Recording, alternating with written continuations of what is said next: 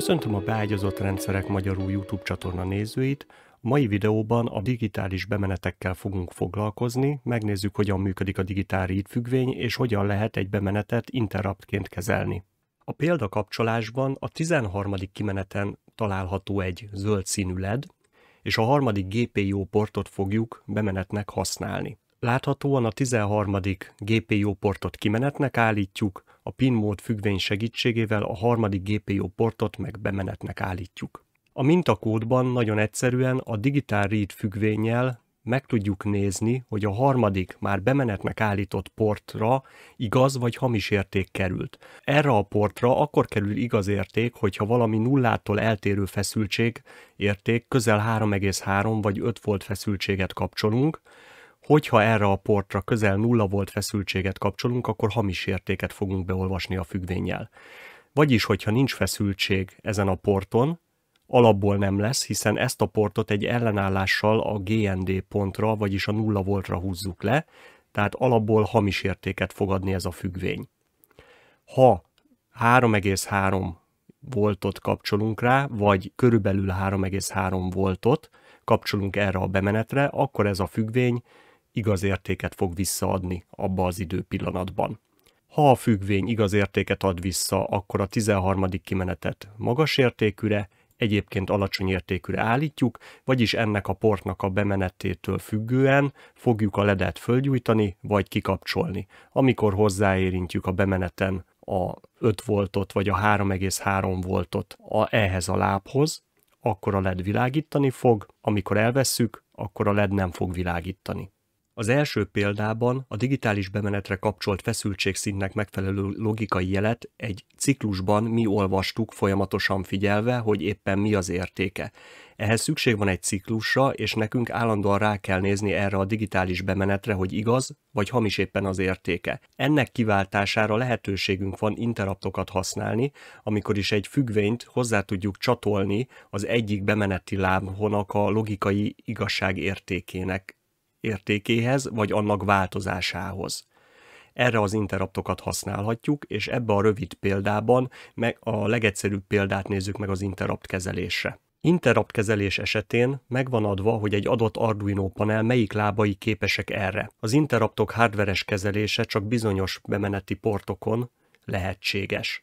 Az Arduino Nano panelen csak 2 ilyen portunk áll rendelkezésre, például a 3-as bemeneti pont az Arduino Nano panelünkön. Válasszuk ki a 3-as GPIO portot bemenetnek, és mondjuk meg az Arduino Nano panelnek, hogy a 3-as portra kapcsolt külső feszültség logikai értékének megfelelően egy függvényt hívjunk meg abban az esetben, amikor valamilyen változás történik itt a logikai értékbe.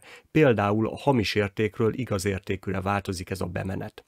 Erre nézzünk most egy példát.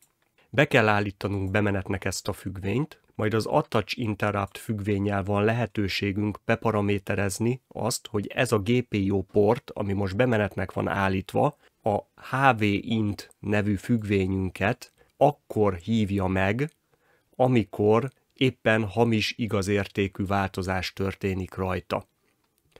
Az Attach Interrupt függvénynek tehát a bemeneti paramétereit úgy kell megadni, hogy megmondjuk, melyik bemeneti portról van szó. A Digital Pin to Interrupt függvény az egy konverziót végez, a 3-as Arduino panel sorszámozásból megmondja, hogy az Arduino Nano panelen ez a 3-as bemeneti sorszámú port az Arduino Nano panelen található processzorban melyik interrupthoz tartozik, az 1-es interrupthoz tartozik. Ez a függvény, de hát a 3-as bemeneti portból átkonvertálja, hogy az 1-es interruptról van szó ebben a mikrokontrollerben.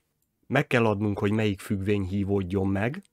Arduino Nano környezetben itt előre definiált, megírt függvényt hívunk meg. Ha nem Arduino library-ket használnánk, akkor a programmemória egy adott területéről kéne nekünk a függvényhívásunkat elvégezni. Az Arduino környezetben erre nincsen szükség, és megadhatjuk, hogy milyen változás esetén történjen ennek a függvénynek a meghívása.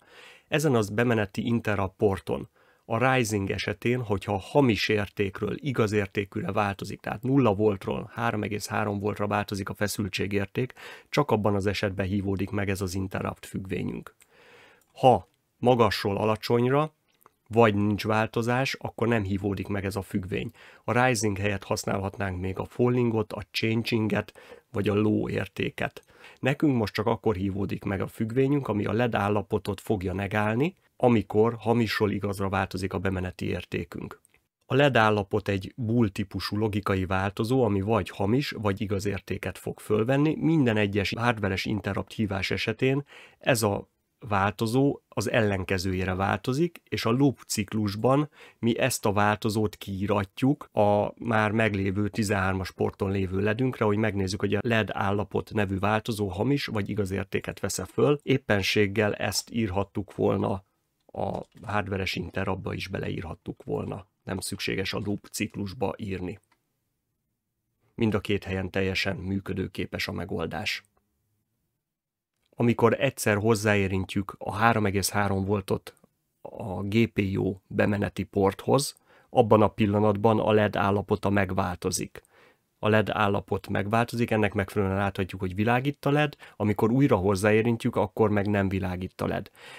Mindig csak akkor történik a LED állapotába változás, amikor hozzáérintem a vezetéket, tehát a 3,3 voltot a D3-as bemeneti portomhoz hozzáérintem, amikor elveszem onnan a feszültséget, de hát amikor elveszem a vezetéket, akkor a 3,3 voltról nullára változik, vagyis igazról hamisra változik az érték, akkor nem hívódik meg a megszakításunk. Csak akkor, amikor hamisról igazra történik a változás, tehát amikor hozzáérintjük a vezetéket.